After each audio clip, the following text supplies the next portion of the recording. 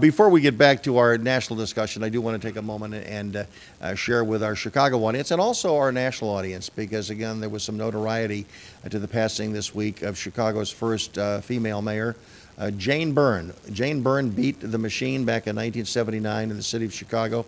It rocked politics in this city, and what followed Jane Byrne was Harold Washington, the first African-American elected president. Mayor. I said, mayor of Chicago, and I said that at that particular time that there would not have been a President Barack Obama had there not been a Mayor Harold Washington. And everyone around the table that night sort of agreed with it. So I would say the same thing tonight. I don't think there would have been a Harold Washington had there not been a Jane Byrne. Not only because Jane Byrne did what she did, which was sort of to dare Harold Washington to run. It was a very bad political calculation on her part.